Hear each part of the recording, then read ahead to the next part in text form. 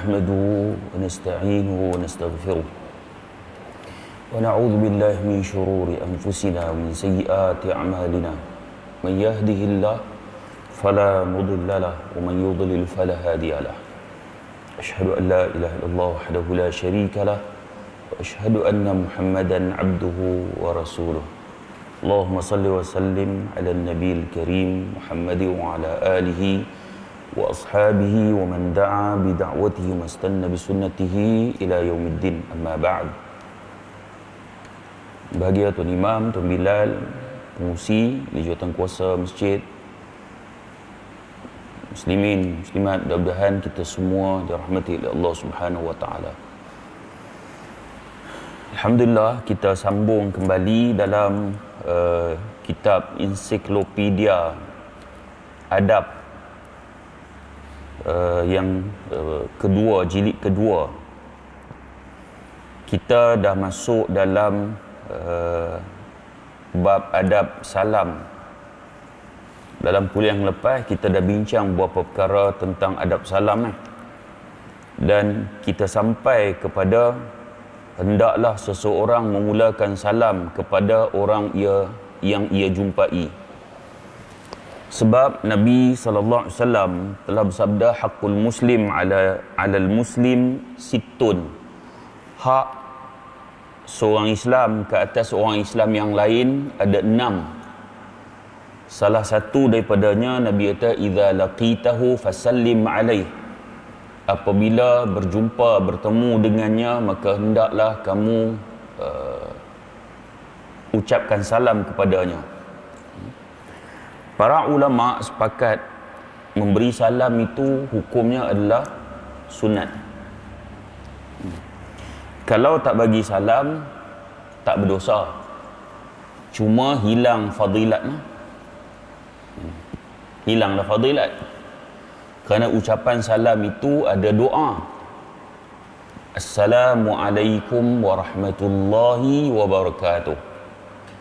Assalamualaikum, assalam, selamat, sejahtera.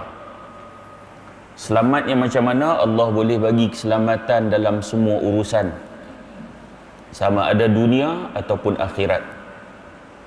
Warahmatullah, dan rahmat Allah. Rahmat Allah. So Allah boleh bagi rahmat dalam apa keadaan sekalipun. Wabarakatuh, dan keberkatan. Maksudnya setiap ucapan salam dan jawapan salam itu ada doa. Sama ada yang memberikan salam itu ia berdoa untuk saudaranya, dan yang menjawab salam lebih-lebih lagi mendoakan saudaranya, kerana disuruh untuk menjawab salam dengan keadaan yang lebih baik. Baik. Begitu juga Nabi dalam hadis yang lain, Nabi kata, idza laqiya ar-rajulu akhahu al-muslima falyaqul assalamu alaikum warahmatullah. Apabila seseorang berjumpa dengan saudaranya sesama muslim, hendaklah dia mengucapkan lafaz assalamu alaikum warahmatullah. Lalu Nabi pernah ditanya kepada Nabi, dua orang laki-laki bertemu, siapakah di antara keduanya yang memulakan salam? Maka baginda bersabda, aulahuma billah. Aulahuma billah. Bila ditanya siapa yang memberi salam terlebih dahulu, Nabi kata yang lebih utama kedudukannya di sisi Allah. Maksudnya orang yang memberi salam ni orang yang bukan calang-calang, kerana dia percaya dengan pahala yang dijanjikan, keutamaan yang dijanjikan, maka sebab itu dengan keyakinan itu dia memberikan salam. Maka sudah tentu orang yang mengucapkan salam ini ada kedudukan istimewa di sisi Allah Subhanahu wa taala. Kemudian sentiasa menggunakan lafaz salam yang telah disyariatkan. Rasulullah bersabda, lamma khalaqallahu Adam wa nafakha fihi ar-ruha 'atas.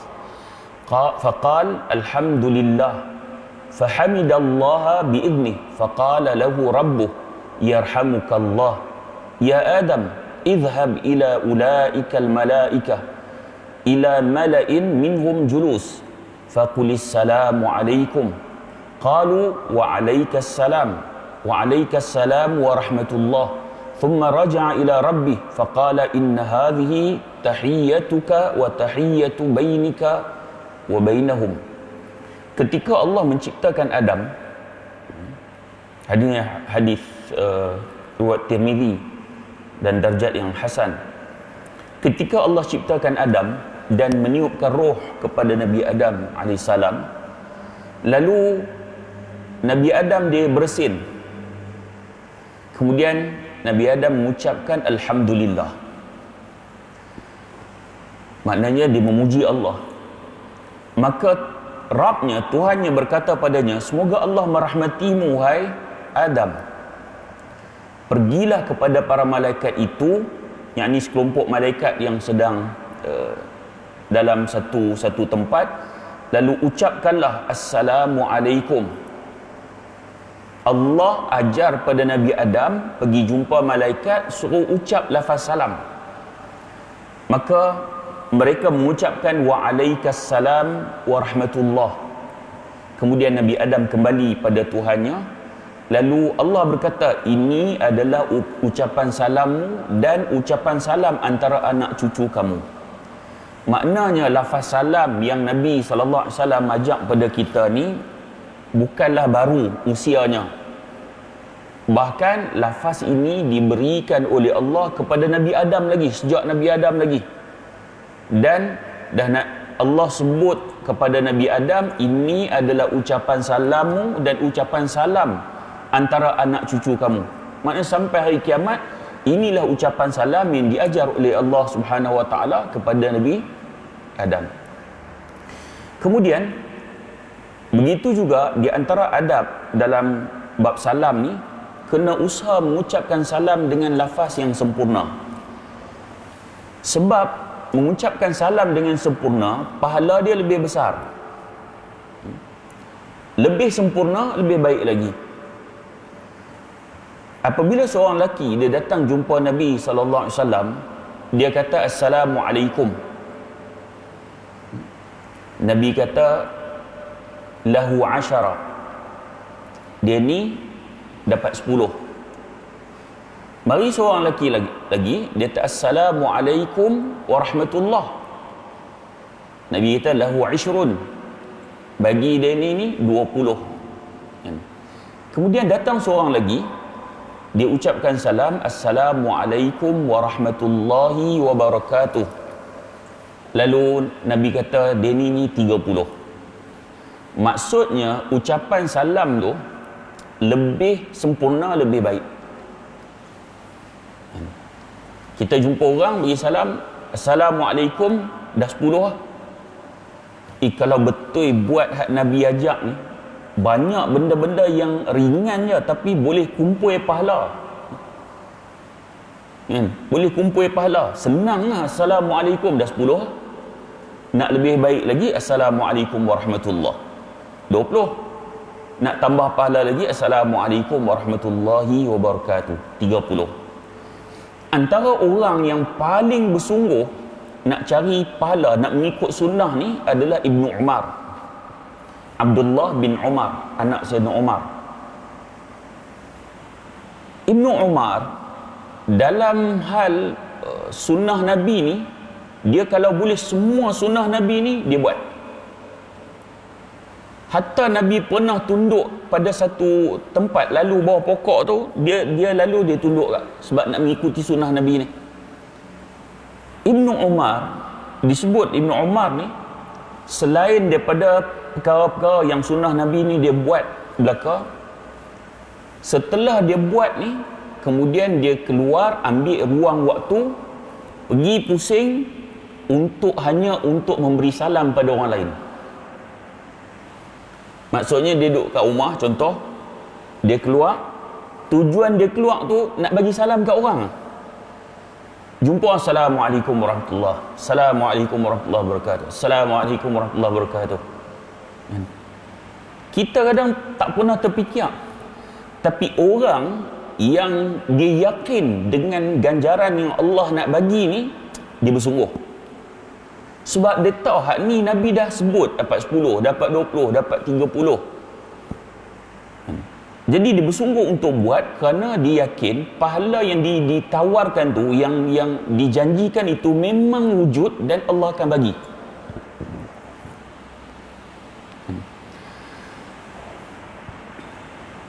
Tuan-tuan,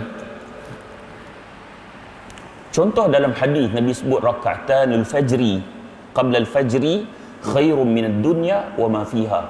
2 rakaat sebelum subuh lebih baik pada dunia dan seluruh isinya.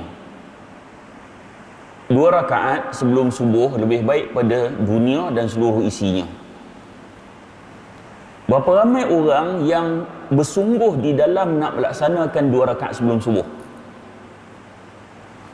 Sedangkan Nabi sebut 2 rakaat ni lebih baik pada dunia dan seluruh isinya. Nabi tak sebut 2 rakaat sebelum subuh lebih baik daripada rumah besar. Nabi tak sebut 2 rakaat sebelum subuh lebih baik daripada kenderaan mewah. Nabi sebut 2 rakaat, perbandingan 2 rakaat sebelum subuh ni lebih baik pada dunia dan seluruh isi yang ada dunia ni. Tidak ada bandingan. Tapi berapa ramai yang bersungguh untuk nak melaksanakan 2 rakaat sebelum subuh tu? Hatta kadang-kadang kita terlepas, tak buat pun tak rasa hilang apa-apa. Tak rasa hilang apa-apa.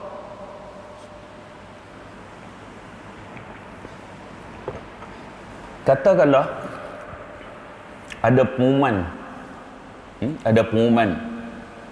esok siapa mai masjid ni dan salat 2 rakaat sebelum subuh di masjid ni, masa keluar tu dia akan bagi kupon boleh tunaikan di bank 100,000.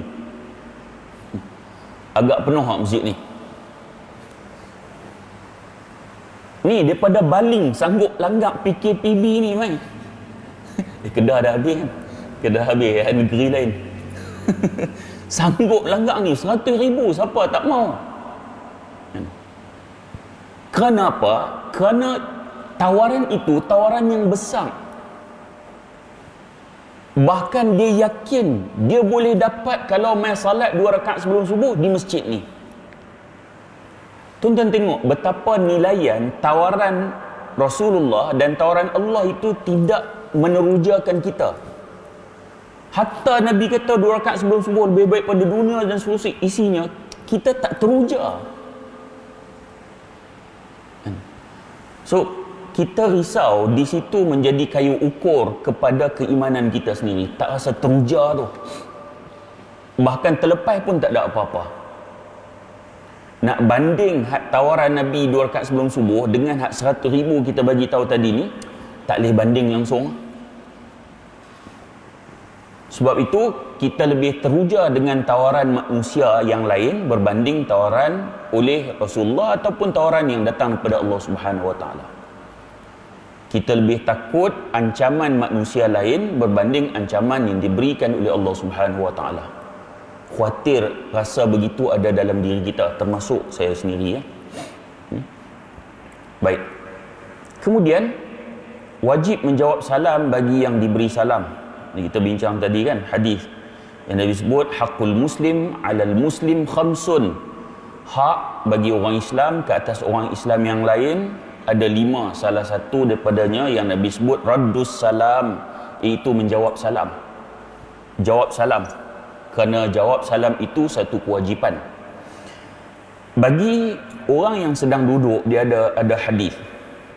Nabi sebut yujzi'u 'anil jama'ati idza marru ay yusallima ahaduhum wa yujzi'u 'anil julusi ay yarudda ahaduhum. Cukuplah salah seorang dari sekelompok orang yang lalu memberikan salam dan cukuplah salah seorang dari orang yang duduk menjawabnya. Nabi kata kalau ada kumpulan yang duduk, kemudian ada orang yang datang, dia bagi salam, Assalamualaikum warahmatullahi. Nabi sebut cukup seorang jawab dah terlepas yang lain. Maksudnya fardu kifayah. Tapi kalau ramai-ramai jawab, itu lebih baik lagi. Lebih baik lagi. Kan?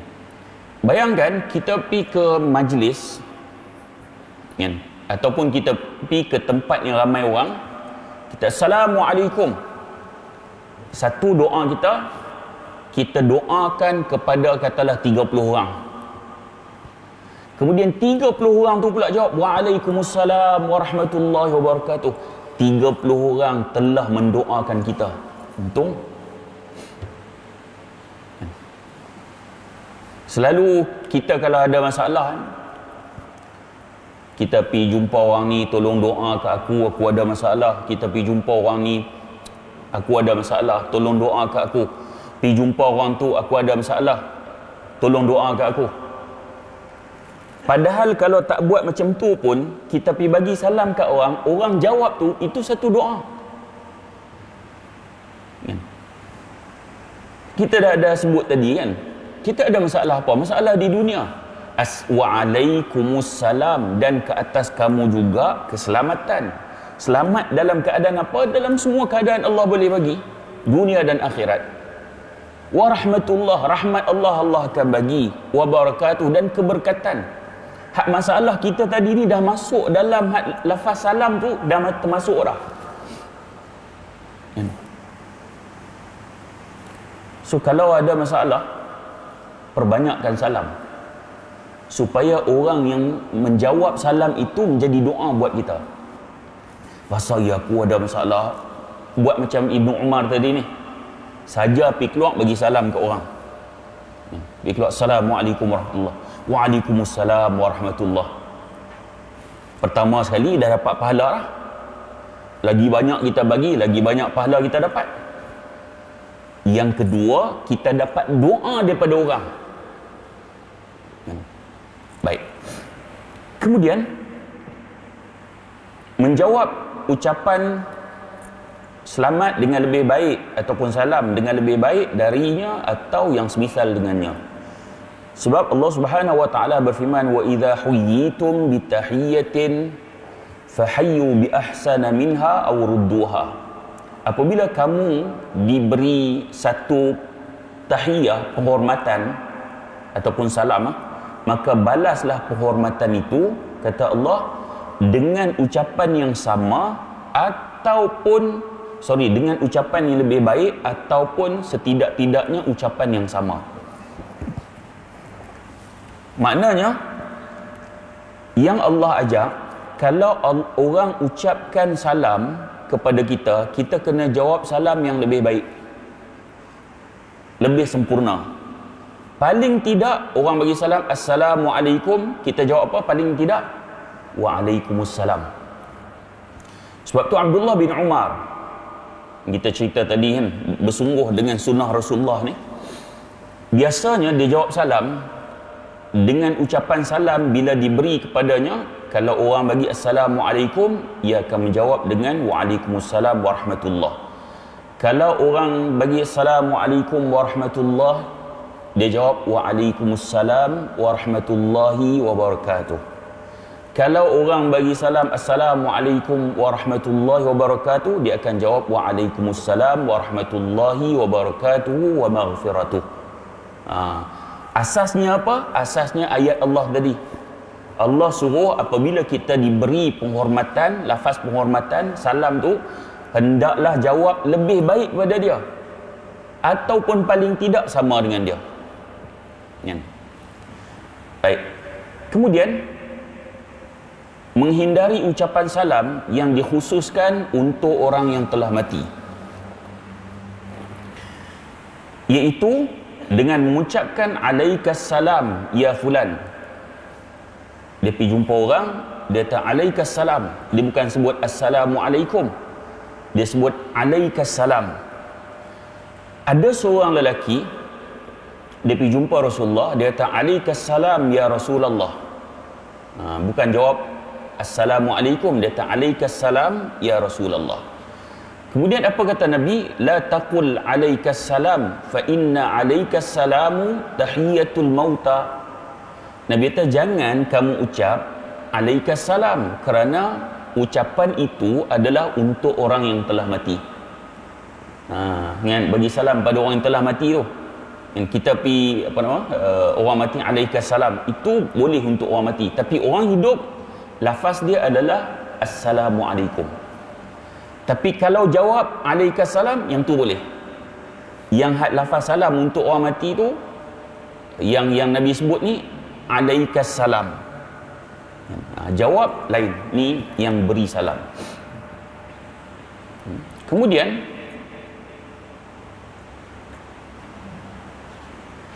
hadis tadi ni, hadis ada dalam riwayat Ahmad, ada Abu Daud, ada Nasa'i, ada, dan Az-Zahabi sebut ianya sahih. Kemudian tidak meniru ucapan salam orang-orang yang non-Muslim ataupun orang kafir. Dia tak boleh tiru salam orang kafir, baik dalam bentuk ucapan ataupun gerakan mereka, kerana menyerupai mereka adalah sesuatu yang diharamkan. Lafaz salam ni lafaz yang syar'i, dia yang berbentuk agama. Sebab lafaz ni diberikan oleh Allah Subhanahu Wa Taala. Dia bukan adat. Dia bukan adat. Baik. Jadi Nabi SAW melarang hal itu dalam sabda baginda. Nabi kata, laisa minna man tashabbaha bi ghairina, la tashabbahu bil yahudi wala bin nasara, fa inna taslimal yahudi al isharatu bil asabi' wa taslimun nasara al isharatu bil akuf. Bukan daripada golongan kita orang-orang yang menyerupakan diri dengan orang yang selain kita, yakni orang kafir. Jangan kamu serupa dengan orang Yahudi dan Nasrani. Sesungguhnya ucapan salam orang Yahudi adalah isyarat dengan jari. Dia tak bagi salam, dia isyarat dengan jari. Dan ucapan salam orang Nasrani adalah isyarat dengan telapak tangan. Boleh jadi masa zaman Nabi itulah keadaannya. Sekarang ni mungkin dah berubah. Kita tengok kalau hak geng-geng Mak Saleh, rappers ke apa kan, dalam filem ke apa kan, dia pulas kot ni kan. Kita anak muda kita pun ikut. Anak muda kita pun ikut. Jadi itu suatu yang tak baik lah. Memadai dengan lafaz salam yang telah Nabi ajarkan, itu sudah memadai. Adapun kita meniru apa yang dibuat oleh orang kafir, itu ada masalah. Mungkin kalau dia tidak sampai ke peringkat haram pun, menyerupai itu suatu perlakuan yang buruk. Kalau kita tidak memberi salam, pagi tadi kita dah bincang dalam kitab yang ensiklopedia 1 tu, dia sebut contoh macam perkataan. Kita sebut selamat pagi. Kita jumpa orang, kita kata selamat pagi. Ucapan itu tidak disyariatkan. Yang ucapan disyariatkan adalah Assalamualaikum. Jadi kecuali dia kata kalaulah kita ucapan salam dulu baru selamat pagi, yang tu dia kata harus. Assalamualaikum, selamat pagi. Assalamualaikum, good morning. Itu harus. Namun dia sebut adapun mengucapkan salam itu sudah memadai, kerana itu yang ditunjukkan oleh Nabi sallallahu alaihi wasallam.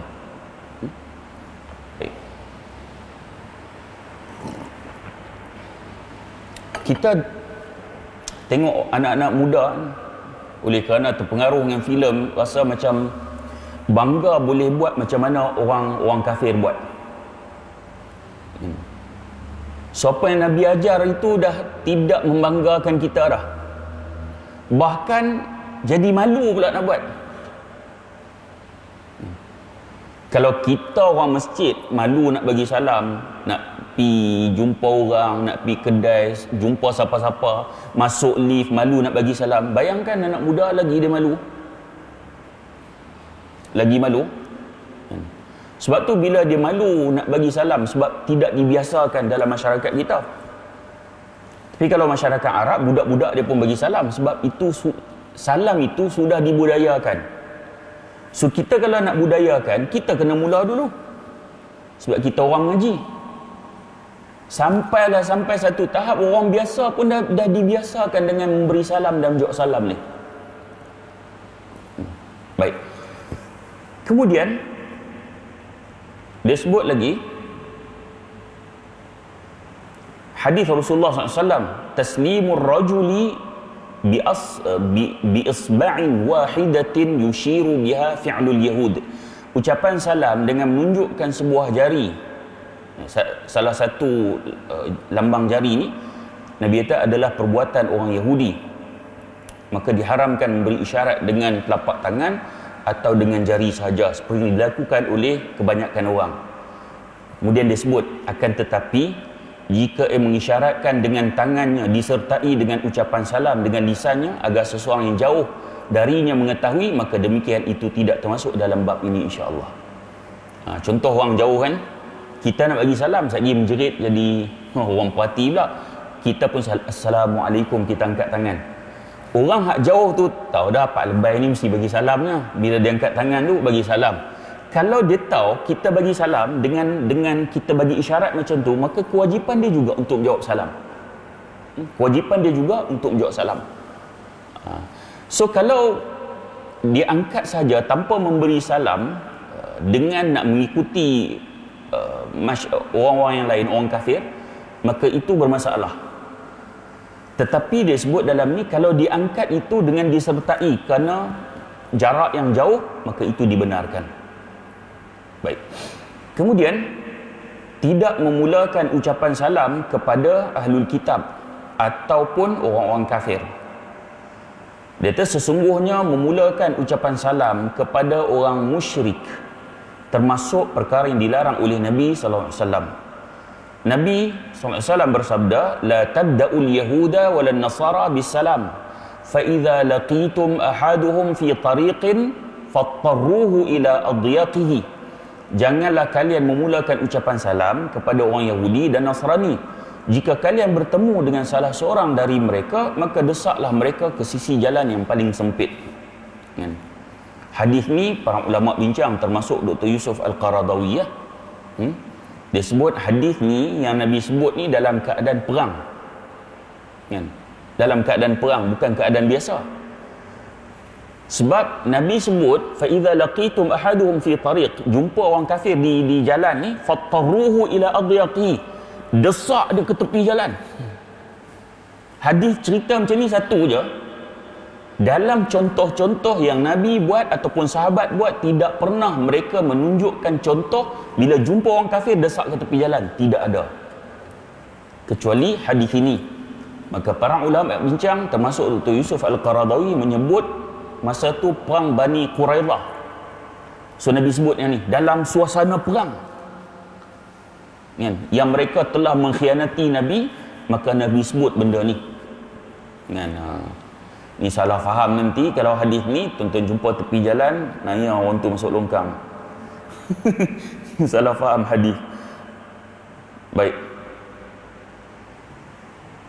Kemudian membalas ucapan salam orang-orang yang bukan Islam dengan ucapan wa'alaikum. Wa'alaikum. Baik. Adapun dalam hal ini dia ada perbincangan lah.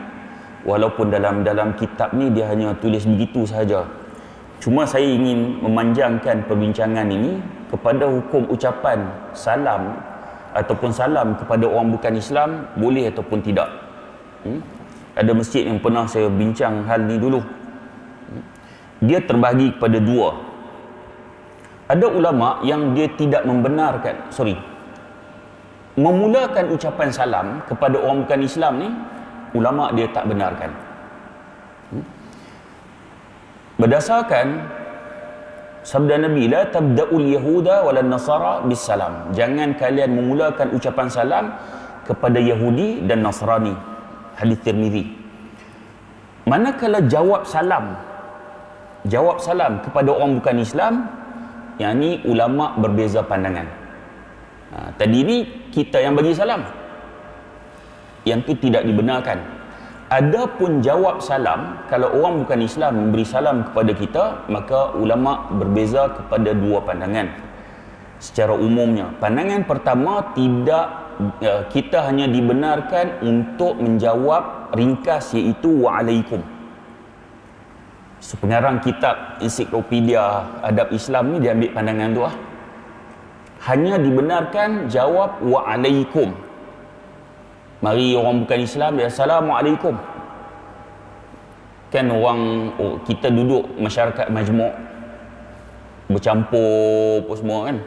Kadang-kadang orang bukan Islam dia duduk berkawan dengan orang Islam ni, kawan lama dan sekolah pun sekolah yang sama, duduk sekampung. Dia berhenti bagi salam. Saya pernah dulu masa belajar sekolah menengah tu, kadet polis. Bila buat perkhemahan, adalah seorang budak, apa nama dia, India, Hindu. Bila duk cakap apa semua, dia orang tak percaya dia. Weh, aku sumpah wallah, demi Allah aku macam tu. Kita tengok lain macam, sebab dia duk berkawan.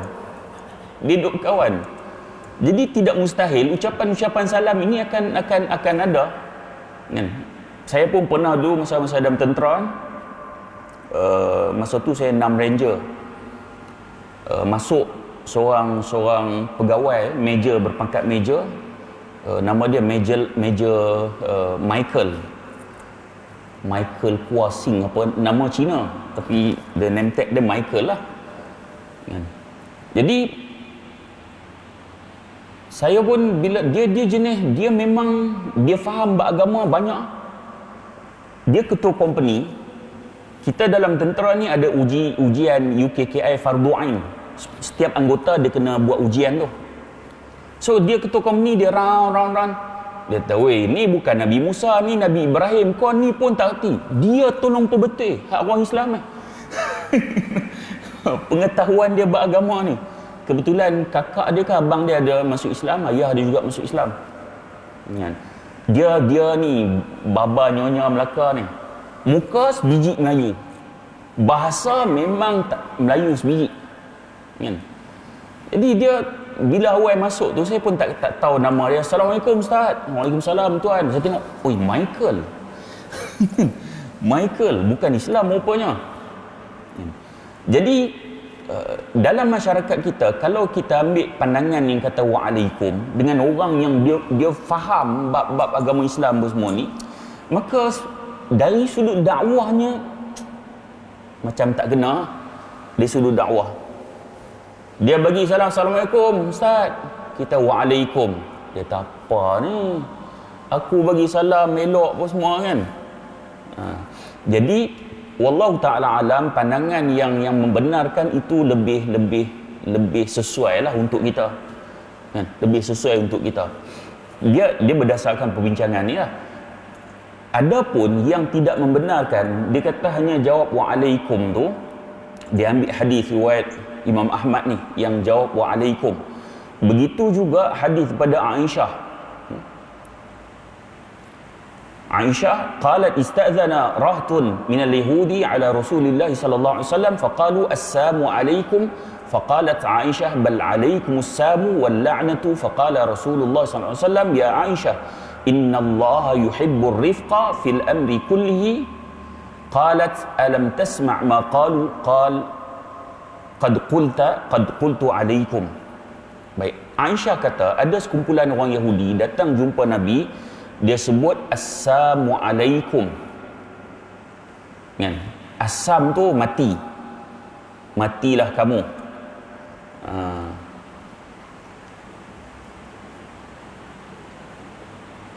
Bila dia sebut assalamu alaikum, lalu Aisyah jawab bahkan kematian dan laknat ke atas kamu. Orang Yahudi jumpa Nabi, matilah ke atas kamu. Aisyah jawab kematian ke atas kamu dan moga Allah laknat kamu. Nabi bila dengar Aisyah jawab salam begitu, Nabi kata, wahai Aisyah, sesungguhnya Allah suka keramahan ataupun sopan santun dalam semua urusan. Nabi tegur Aisyah. Kemudian Aisyah dia menyangka bahawa Nabi tidak dengar. Aisyah kata kepada Nabi, Aisyah kata, alam tasma' ma qalu? Wahai Rasulullah, kamu tak dengar ke mereka kata, maksudnya mereka kata tadi ni, Assalamualaikum, kamu tak dengar ke wahai Rasulullah? Rasulullah kata, qad qultu alaikum. Maksudnya Nabi dengar. Kamu tak dengar ke apa yang aku jawab? Aku jawab wa alaikum. Maksudnya mulut Nabi ni tidak digunakan untuk mencaci maki orang. Tak digunakan untuk mencaci maki orang. Adapun orang Yahudi, dia bagi assalamu alaikum, matilah ke atas kamu, maka ia tidak dimakbulkan oleh Allah. Manakala Rasulullah yang menjawab wa alaikum, so dia maki apa pun, mati ke apa ke, wa alaikum, itu sudah memadai, ke atas kamu. Apa yang kamu cakap tu ke atas kamu juga. So apa dia nak cakap? Mati ke? Dia nak cakap benda-benda buruk ke? Nabi hanya jawab wa alaikum. Jadi ulama yang menyatakan bahawa kalau orang kafir memberi salam, cukup menjawab wa alaikum. Mereka menggunakan hadis ini. Baik. Pandangan yang kedua, kita boleh jawab salam seperti yang diucapkan oleh orang bukan Islam. Tetapi perlulah jelas ucapan tersebut bukan ucapan yang macam Yahudi tu bagi. So kalau ada orang bukan Islam datang jumpa kita, cakap Assalamualaikum, Assam, maka jawablah waalaikum. Tetapi kalau dia memberi salam dengan lafaz yang betul, maka ia kembali kepada firman Allah yang tadi ni yang kita bincang, wa idza huyyitum bi tahiyatin fahayyu bi ahsana minha aw rudduha innallaha kana ala kulli syai'in hasiba. Dan apabila kamu diberikan penghormatan dengan suatu ucapan hormat, maksudnya tidak dikhususkan hanya kepada orang Islam, lafaz ni umum, maka Allah kata balaslah penghormatan itu dengan yang lebih baik daripadanya, atau balaslah dia dengan cara yang sama. Sesungguhnya Allah sentiasa menghitung tiap-tiap satu. Al-Qurtubi, disebut oleh Al-Qurtubi, Imam Al-Qurtubi, dan sebahagian ulama salaf juga sebut benda yang sama, boleh beri salam kepada orang kafir. Ini ada pandangan yang lain. Begitu juga pandangan ini, pandangan di kalangan sebahagian sahabat, Ibnu Mas'ud, Hasan Al-Basri,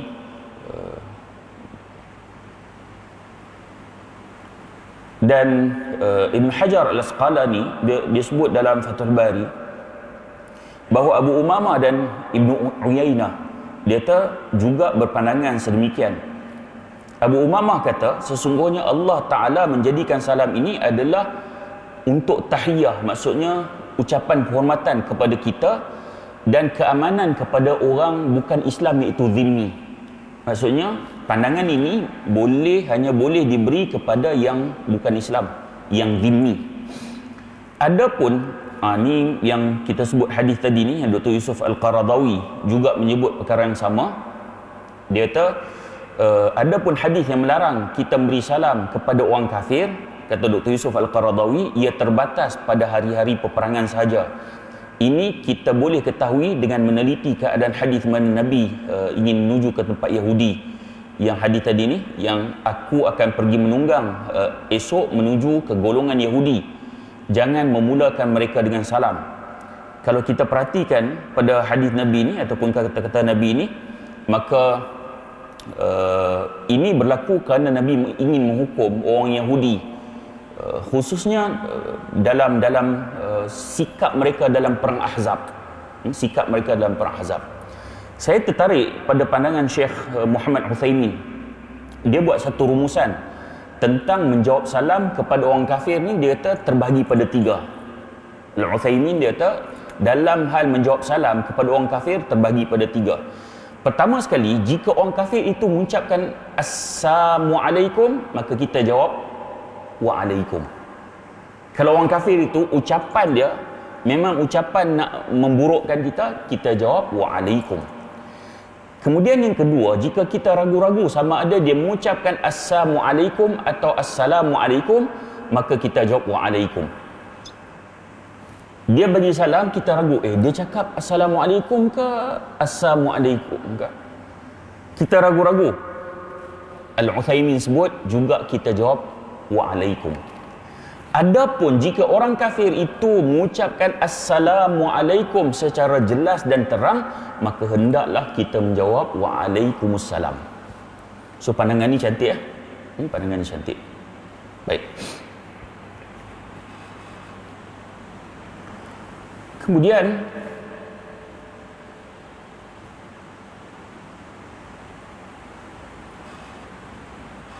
begitu juga orang yang lebih muda ataupun rombongan yang lebih sedikit dan yang berkenderaan hendaklah memulakan ucapan salam.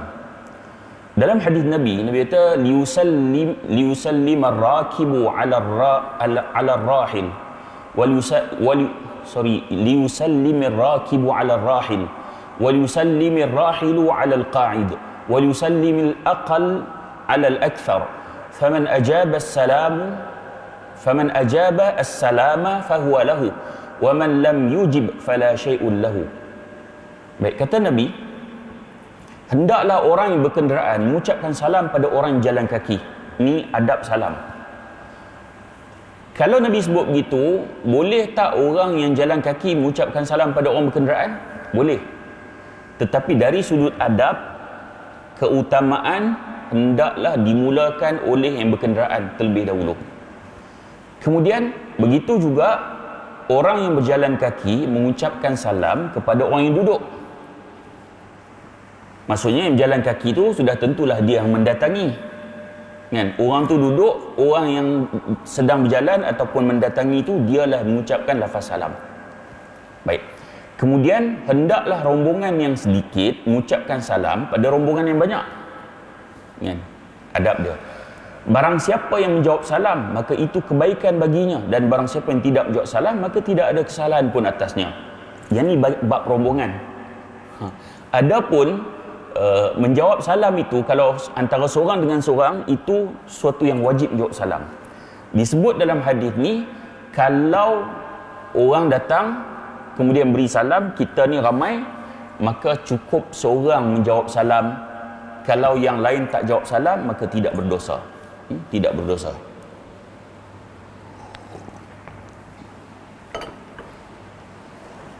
Kalau yang baca berita dalam TV itu bagi salam, kena jawab salam tak? Kena jawab lah, kan? Kena jawab lah, sebab dia bagi salam. Tapi kita duk rasa benda tu fardu kifayah, kan?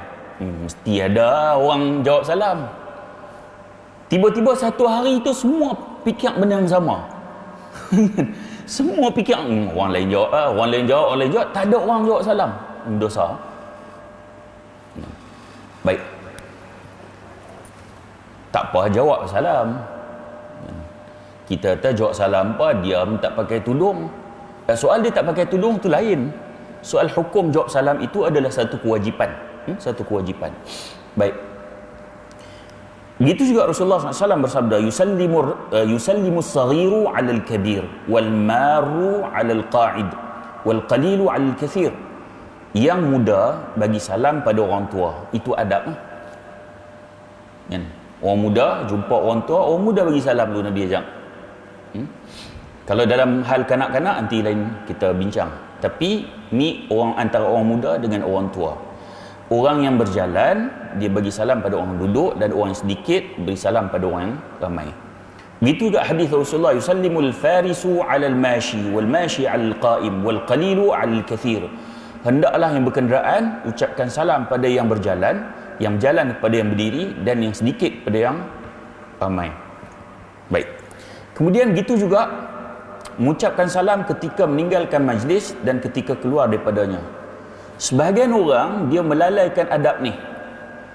Dia datang majlis, dia bagi salam, dia tinggalkan majlis, dia tidak bagi salam. Dari sudut sunnahnya, datang dan perginya memberi salam. Memberi salam. Nabi SAW bersabda, idzan taha ahadukum ila al-majlisi falyusallim fa idza arada an yaquma falyusallim falaysatil ula bihaqqi min al-akhirah.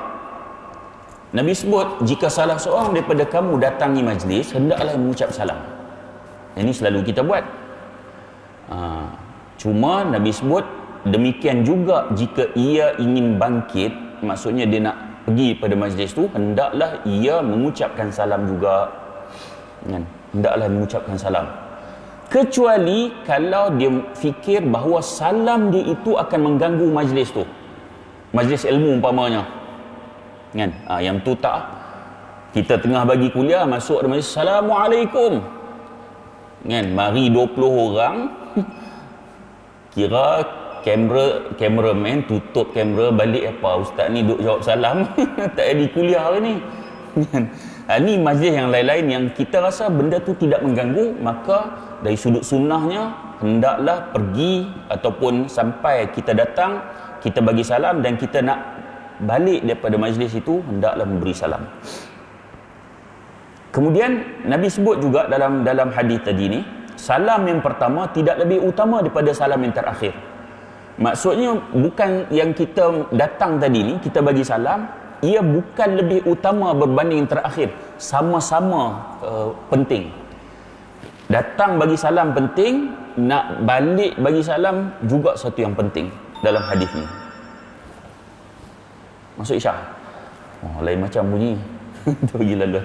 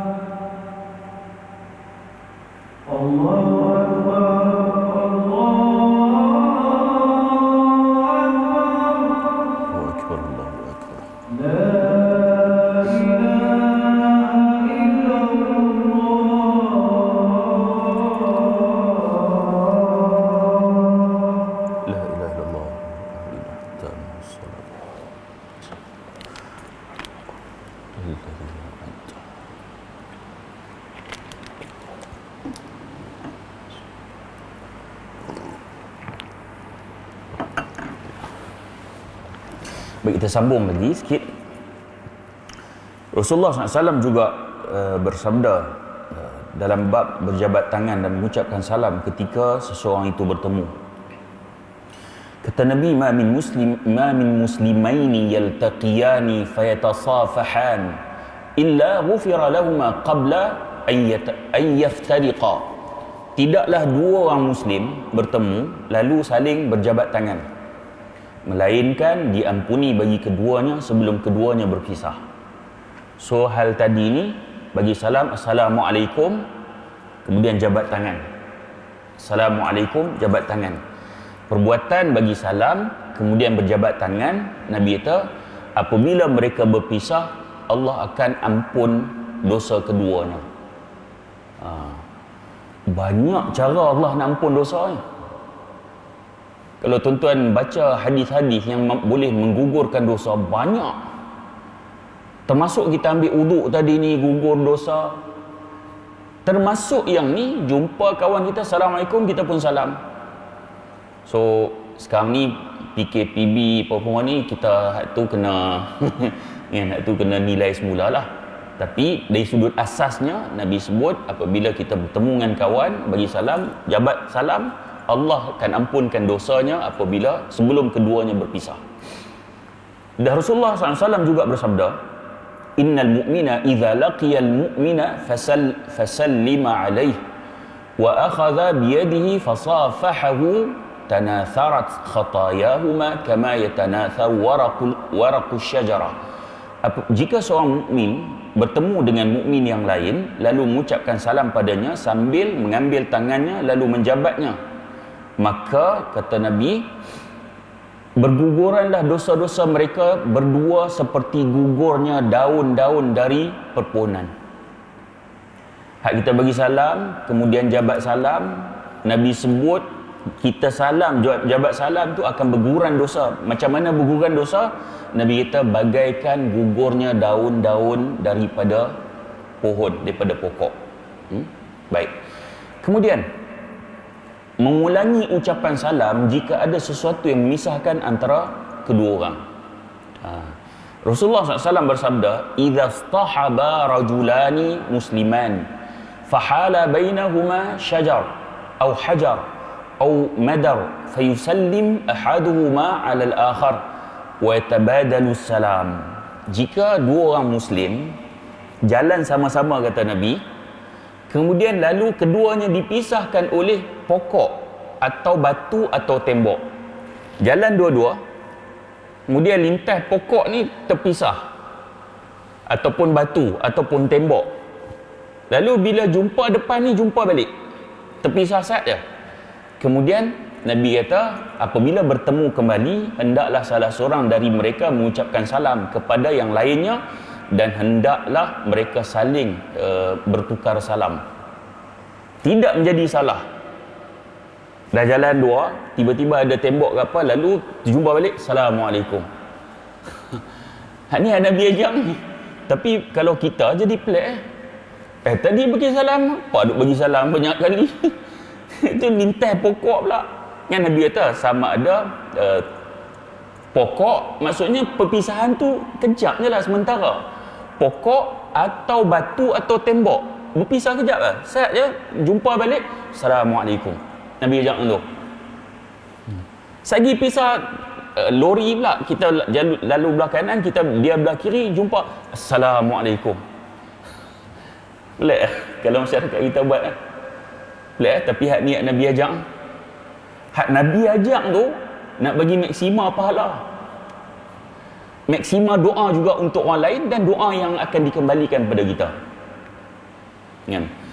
Okey. Baik. Dalam zaman lah ni, kalau kita call, contoh kita call, kemudian assalamualaikum, waalaikumsalam, putus.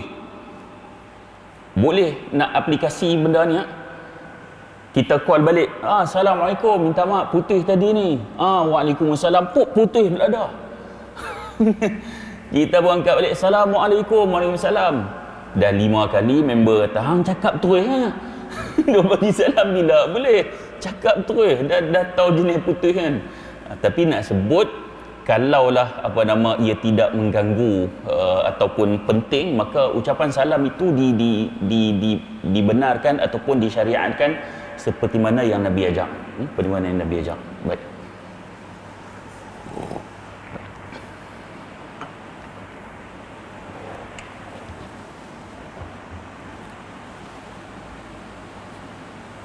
Sikit lagi. Begitu juga mengucapkan salam sebelum berbicara. Nabi kata assalamu qabla al-kalam. Bagi salam sebelum cakap. Nak cakap apa pun tak apa, bagi salam tu. Dalam hadis yang lain, assalam qabla su'al. Bagi salam sebelum bertanya sesuatu. Kita sesat, lalu tepi jalan kita pun buka tingkap ni nak tanya tempat, kata assalamualaikum, kita bagi salam kat dia. Sebelum nak cakap, sebelum nak tanya, bagi salam tu. Orang Islam kan. Baik. Begitu juga tidak mengucapkan salam ketika buang hajat. Ada seorang lelaki, dia pernah mengucapkan salam kepada Nabi SAW, dan ketika tu Nabi sedang buang hajat. Lalu Nabi SAW tak menjawab salam itu. Lalu baginda berkata kepadanya, inni karihtu an adhkurallaha azza wa jal illa ala tuhur. Nabi kata, aku tak suka sebut nama Allah kecuali dalam keadaan suci. Sama ada kita tahu orang tu sedang dalam keadaan yang tidak suci, tak perlu bagi salam, kerana nanti kewajipan salam itu dia tak mewajibkan dia untuk jawab, kan? Ataupun kita sendiri yang sedang dalam keadaan tidak suci macam Nabi sedang buang hajat ni, maka Nabi tidak menjawab salam kerana Nabi sebut, aku tak suka sebut nama Allah dalam keadaan yang tidak suci. Tapi benda ni berlaku, kan? Tuan-tuan pernah masuk dalam tandai awam, kan? Tiba-tiba orang sebelah kita bunyi ting ting ting ting, bunyi handphone. Waalaikumsalam warahmatullahi. Amboi. Bagus sungguh, kan? Bunyi suara pun sambil duduk teran-teran, kan? Waalaikumsalam, bagi jawab salam. Nabi kata Nabi tak suka untuk menyebut nama Allah dalam keadaan yang tidak suci. Baik. Kemudian mengucapkan salam 3 kali. Kita nak cepat ni. Hadis Bukhari, Rasulullah SAW mengucapkan salam 3 kali. Demikian juga ketika berbicara, baginda mengulanginya 3 kali. Begitu juga kalau kita pergi rumah orang. Pergi rumah orang, bagi salam ni 3 kali ya. Bagi salam 3 kali. Kecuali kita merasakan bahawa ucapan kita itu memang tuan rumah tak dengar. Tuan rumah ni rumah besar ke apa, itu ada perbincangan lain. Tetapi jika kita bagi salam dalam keadaan biasa, kita bagi salam maksima 3 kali. Kalau dia tak jawab, kita balik. Ada pandangan yang kata tunggu dengan kadar salat sunat 2 rakaat. Dah bagi salam 3 kali, tunggu Ustaz. Kok lah dia sedang salat sunat ke apa ke, kan? Tetapi maksima bagi salam 3 kali. Jangan, kadang-kadang orang kita tak cukup 3 kali ni, bubuh 8 kali. 8 kali ni tak cukup depan, pi kok belakang. Tuan rumah, Assalamualaikum. Ni ada tak ada? Baik. Kita sekarang sedang berhadapan dengan orang yang tidak faham agama. Maka akhirnya kita akan jadi salah. Orang yang faham agama akhirnya akan dilihat bersalah pula.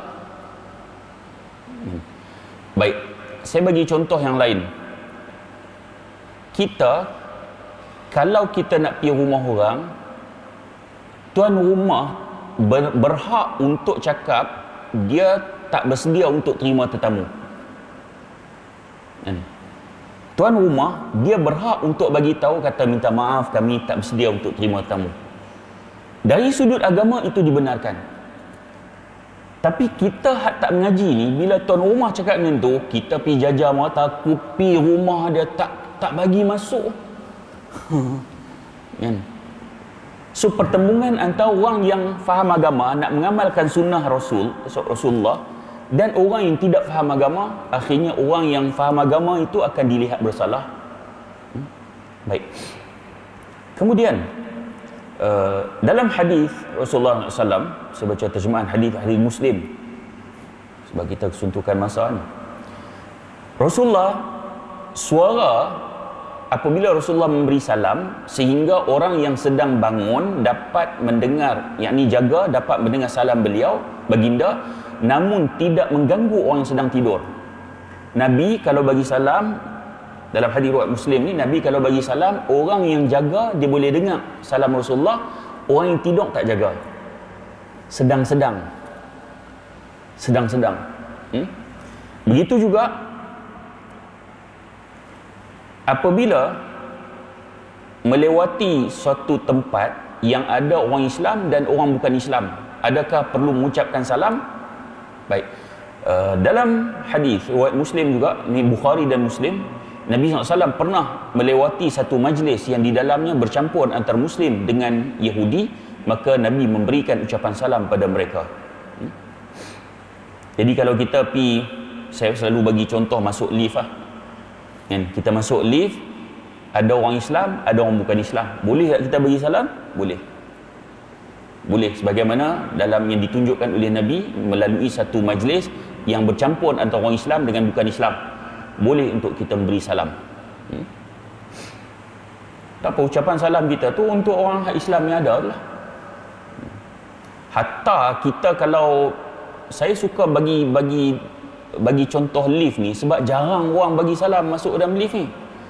Jarang. Hatta dalam lift tu semua orang Islam tak bagi salam tak? Saya sebut benda ni sebab orang yang mari masjid ni mesti mula dulu. Orang yang dengar kuliah ni mesti mulakan dulu. Sebab ni online kan. Nanti bila dah habis ni, ramai orang hak dengar kemudian. Kita nak kempen, kita mula dulu. Sampai orang terbiasa masuk lift bagi salam. Benda ni jarang orang buat. Kalaulah kita mula dulu, macam yang hadis Nabi sebut, man sanna fil Islam sunnatan hasanatan kana lahu ajruha wa ajru man amila biha ila yaumil qiyamah. Siapa mula satu contoh yang baik dan orang ikut contoh tu, dia akan dapat pahala dia buat dan pahala orang lain buat tu sampailah hari kiamat. Ni saham akhirat. Mungkin kita tak mampu nak buat lebih besar, kita mula kampung kita dulu. Sehingga ia menjadi satu contoh yang baik. Begitu juga mengucapkan salam kepada anak-anak kecil. Kerana Rasulullah pernah melalui satu kelompok kanak-kanak, lalu baginda mengucapkan salam pada mereka. Juga hadis ni dalam Bukhari dan Muslim. Nabi jumpa kanak-kanak, kemudian Nabi bagi salam. Hak ni yang kita juga tak biasa buat. Kita menganggap kalau jumpa orang tua, orang biasa, orang dewasa baru bagi salam. Kita jumpa budak-budak sekolah rendah, bepi gambar kan, bahasa ni. Tapi akhlak Nabi jumpa kanak-kanak, Assalamualaikum. So bila Nabi buat macam tu, kanak-kanak telah terbiasakan dengan adab memberi salam ni. Kan, orang tua-tua jumpa, Assalamualaikum. Lalu mereka membesar ni dalam keadaan duk dengar orang tua-tua bagi salam dan mereka jadi tak malu untuk memulakan salam akan datang. Sikit lagi. Mengucapkan salam apabila melewati sekelompok wanita. Nabi SAW pernah mengucapkan salam ketika melewati sekelompok wanita. Hal ini sebagaimana disebutkan dalam hadis Asma binti Yazid, dalam Abu Daud, dan hadisnya hadis yang sahih. Nabi SAW pernah melewati kami, dia kata Asma binti Yazid ni, sedangkan kami berada dalam sekumpulan wanita. Nabi pun mengucapkan salam kepada kami. Maknanya Nabi memberi salam kepada golongan wanita. Boleh atau tidak kita jumpa perempuan bagi salam? Boleh, sebagaimana Nabi pernah memberi salam pada sekumpulan wanita. Adapun memberi ucapan salam itu hanya ucapan salam sebagai ucapan tahiyah, penghormatan, itu dibenarkan. Dia bukan ucapan salam gatai. dia lain kan. Dia lain kan. Ya, anak-anak muda kadang, Assalamualaikum, ni budak serama tu. Assalamualaikum, tak jawab dosa, jawab gatai. Sebab salah budak tu nak jawab tak jawab kan. Ni bukan lafaz salam tuan. Ni bukan lafaz salam nak mengorat ni. Ini lafaz tahiyah, juga boleh diberikan kepada wanita. Baik.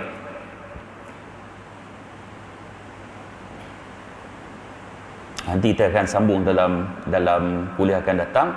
Kita masuk sikit dalam hal salam ni, ada yang tak habis sikit lagi. Kemudian kita akan masuk dalam adab minum. Minum macam mana sunnah Nabi SAW yang telah Nabi tunjukkan ketika Nabi minum, supaya kita boleh mencontohi baginda Nabi sallallahu alaihi wasallam. Mudah-mudahan pertemuan kita ada manfaat. Kalau terkasar bahasa, mohon maaf, dan saya sudahi dengan aqulu qawli hadza wa astaghfirullahal azim li wa lakum. Assalamualaikum warahmatullahi wabarakatuh.